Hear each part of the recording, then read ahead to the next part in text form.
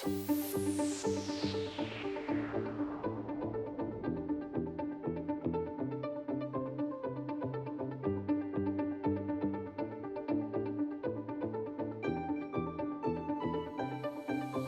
everyone, and thank you very much for attending today's Cosmo Metals Investor Webinar. My name is Nicola Gazzatti and I'm co-founder of investor relations consultancy Corporate Storytime. Cosmo Metals is an ASX-listed base metals exploration company focused on the advancement of its flagship Minjina, Narragene and Mount Venn projects in the underexplored Yamara belt in the Eastern Goldfields region of Western Australia. I'm delighted to have Cosmo Metals Managing Director James Merrillees with me again today to run through an investor presentation which will be followed by a Q&A session. If you would like to submit a question during the webinar, please do so by using the Q&A function at the bottom of your screen. So without any further ado, I'm pleased to hand over to James. James, over to you. Thanks, Nicola. Thanks for the introduction, and welcome investors and shareholders to what we believe is the beginning of an exciting discovery story at our Minjina zinc, lead, copper, silver project in the Eastern Goldfields of Western Australia. As Nicola mentioned, the Yamara project comprises three main prospects: the Minjina discovery, which we're pretty excited about. The discovery hole drilled in late 2022, Merc 3, with really good grades of wide zinc, silver, lead, and some copper mineralisation, which we announced the results of follow-up drilling a couple of months or a week ago, and we're pretty excited about what we've got there. You can see the projects are 30 kilometres west of the Gruyere mine, which is a phenomenal, probably one of the best, most exciting discovery stories in the gold space in the last 10 years. And one of our directors, Ziggy Livineski, and our chief geo were intimately involved with that discovery. But the highlight of that discovery was really the Yamara belt, in a broader sense, was largely an unloved, stepsister of the Eastern Goldfields, and it was really through the persistence of the Gold Road team and Ziggy and Rick and others that led to that discovery and eventual development, which I believe they just announced their 1 million ounce of gold has been produced there last month. And we're looking to replicate that success, but this time focused on the base metals potential of the belt. And we believe we've really got a tiger by the tail at Minjina with those early intersections. And in a discovery or in a geological setting, we believe is analogous to some other globally significant zinc, lead, silver, copper producers such as Golden Grove and Teutonic Bore, and some exciting targets to follow up there. And more broadly in the region, that recognition of the VMS potential or that base metals potential of the Minjina prospect has also highlighted the prospectivity of a further 9 kilometres of the belt that we've got at Narragene, the project immediately to the north. And this all builds really on the Mount Venn discovery, and where we've announced an initial exploration target of more than 100,000 copper tonnes.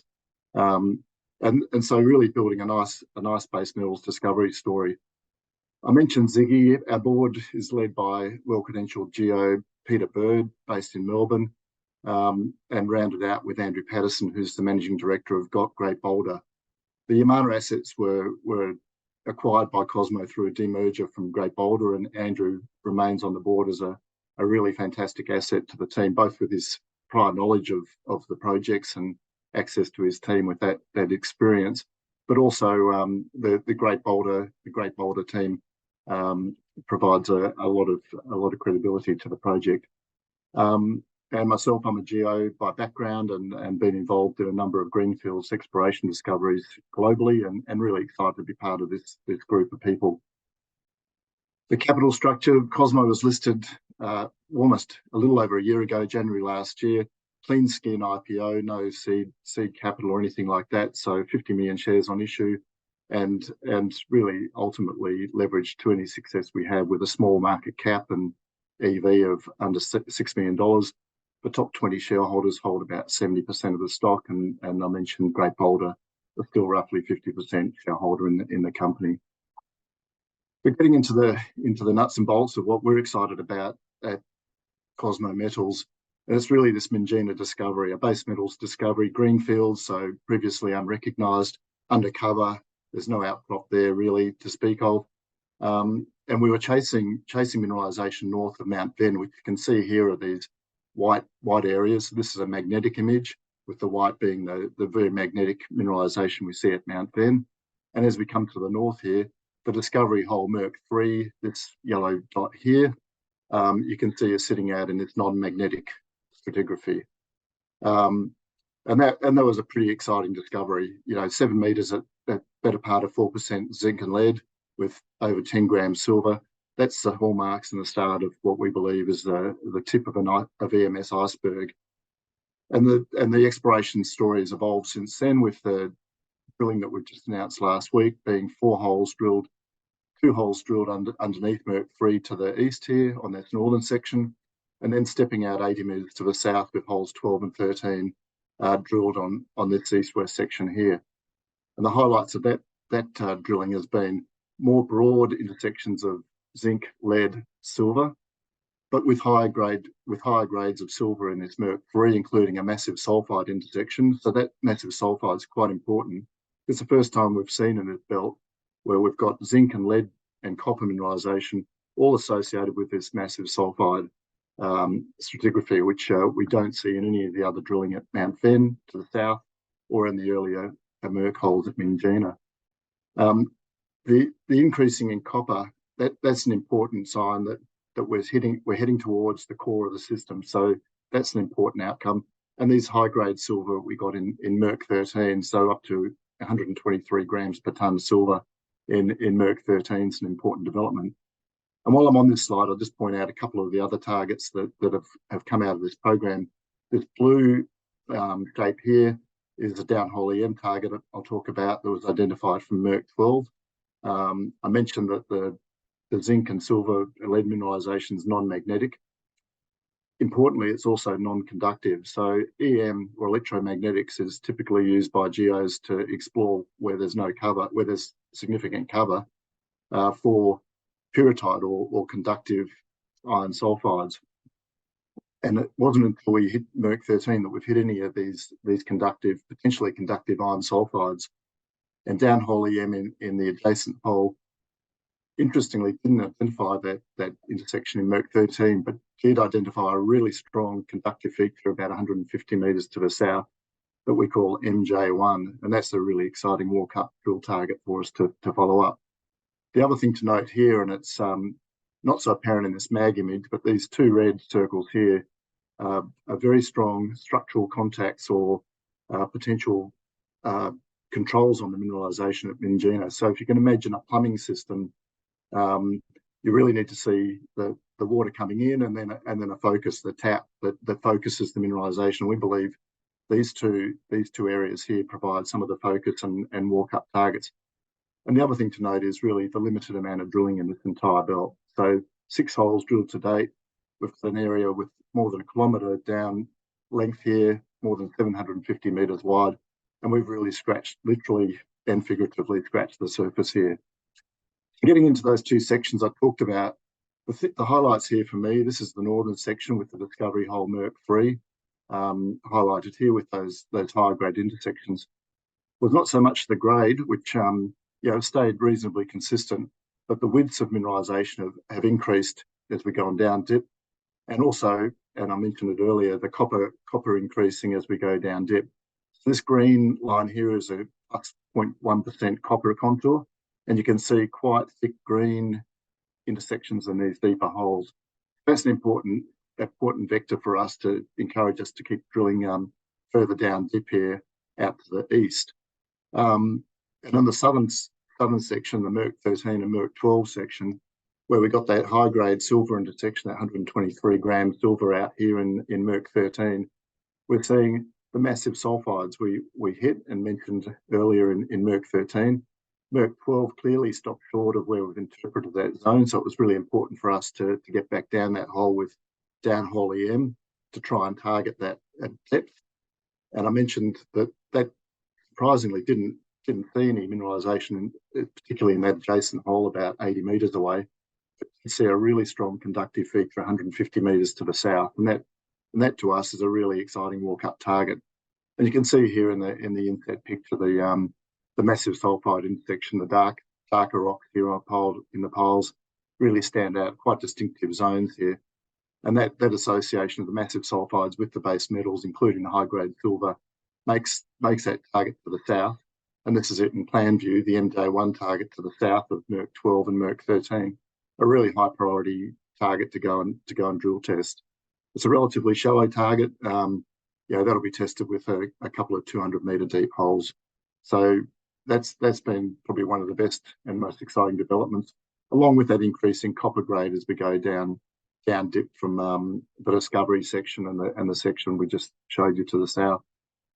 The other thing that VMS deposits do is cluster. And the Minjina deposit here, you can see the prospect down here to the south. The discovery there brings into play this entire region to the north, where we've just had the Narragene tenement granted, and I'll talk a little bit about the VMS base metals potential there. The Narragene tenement was really picked up for its copper nickel potential, included a highlight hole here, MVRC10, with the highest grade nickel intersection ever hit in the Mount Venn belt, that 1.8% nickel with associated high grade copper. And that hole was never followed up by the historic explorers. In fact, there hasn't been a drill hole in this tenement for more than 15 years. You can see there 47 holes drilled for an average depth of 123 metres. So really, we believe that's just given us the encouragement, that smoke, that initial wave of exploration to build on, to go and explore more deeply and more widely for copper nickel to start with. And that led us to running lines of ground EM once we had the heritage clearance up here to the north. Ran that over MVRC10 as well as this entire belt through here. And that identified, and this is a zoom in of that area with MVRC10 here, a new target we call NA1 down here to the south. So again, another walk-up drill target with a lot of potential for copper nickel. You can see some of the high-grade historical rock chips here, 24% copper, 1.8%, 1.9% nickel. They're all the hallmarks of a active mineralized system, and a walk-up EM target there's quite an exciting outcome of that ground EM.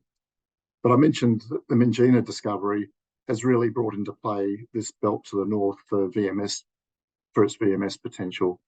VMS deposits are typically hosted in felsic volcanic rocks, and we've got a large swag of felsic volcanics up here in the Narragene project to the north. These sort of bright yellow rocks here, the rhyolites, are the kind of host rocks to VMS deposits that we like to see. And the other thing to note here is not only we've got a large package of these rhyolites in the Narragene tenement, but the cluster and the focus of exploration really in this grey-green package of rocks here for nickel, which was the last wave of exploration about 15 years ago. So recognising that has allowed us to go and apply for new, previously vacant ground here to the west, to bring in some of these zinc intersections or zinc surface samples that were highlighted by previous explorers, and also allows us to come and access this to do some detailed surface sampling and potentially some air core drilling to hone in on VMS potential for this belt. The introduction I made highlighted the Gruyere gold mine and the discovery there that Ziggy and Rick were involved with. The other thing that gold mine's brought with this is a lot of infrastructure, as you can see here. The gas pipeline, a high voltage power line, and Borefield Road, both of which run through our front door and out our back door, and provide us credibility when we think about development potential of any discovery we make here. That's only 30 kilometres to the east of the Minjina discovery. The other thing brings us access to as an explorer is the exploration camp the Gold Road has set up here at Yamara. In fact, Ziggy was fundamental in building that camp.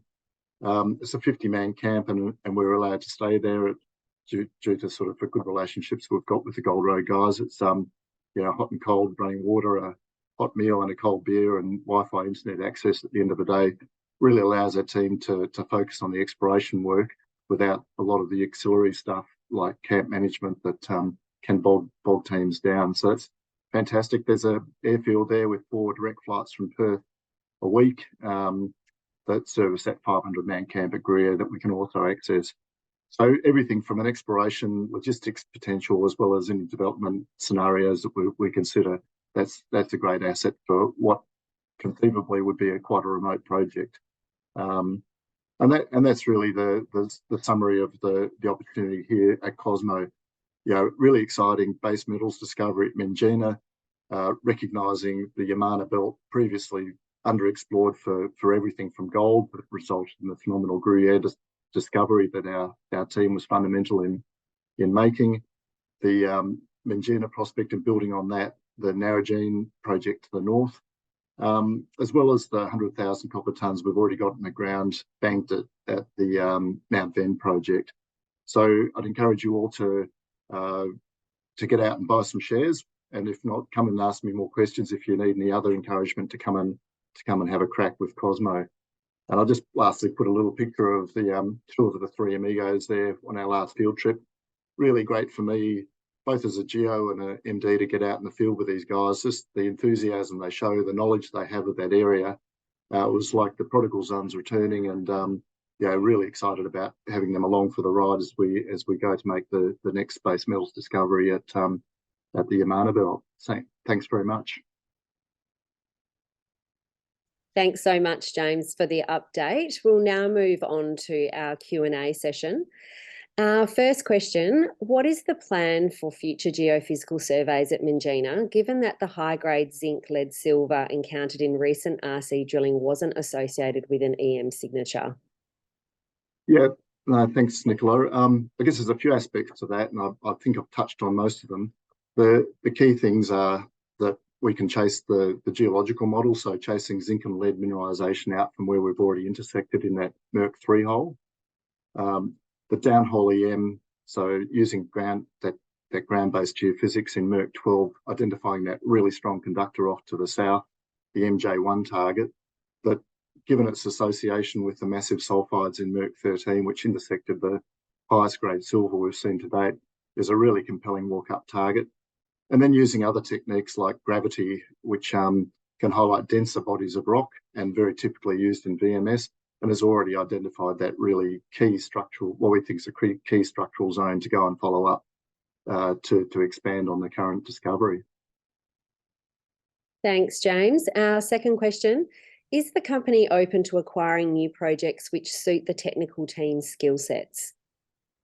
Yeah, look, we're a board of geologists with a broad range of, well, I think, pretty complementary and some overlapping experience. Both for base metals exploration and gold exploration. Andrew and his team have really pivoted out of Yamara to their fantastic discovery at Sidewell, which I think is testament to their ability to identify and acquire new projects. The entire team, really, Peter, myself, Ziggy, and Rick, our chief geo, have been involved with a number of acquisitions and project opportunities globally, and we are actively looking. Both our geological experience as well as the network. We've had a number of projects come through the door, and I think with the capital structure that we've got, it'd be quite exciting to bring a bolt-on or a new addition to the Minjina story to the team. Thank you, James.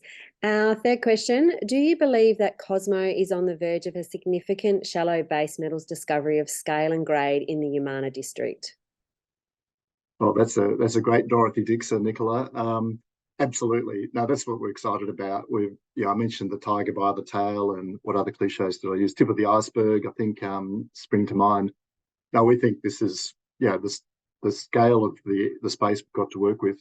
These polymetallic VMS deposits are phenomenally rich. They can drive a long way underground. You look at the Bentley discovery at Teutonic Bore. That's a mine that's mined more than 500 metres underground. Really tight, quite small in footprint, but phenomenally rich, with grades in excess of 10-15% lead and zinc and 3-4% copper. So that's really what we're aiming for. And to date, with 6 holes into the entire project, it's exciting time ahead, I believe, at the Minjina project. Thank you so much, James. That does appear to cover the majority of our questions from our audience today. James, do you have any final comments for our audience? Oh, no, well, I'd just like to thank our shareholders and any potential investors and welcome you all along for the ride. So this does conclude our webinar. So thank you to everyone for attending, and thanks to James and the Cosmo team for the comprehensive update. Thanks again, James. Thanks, Nicola. Cheers.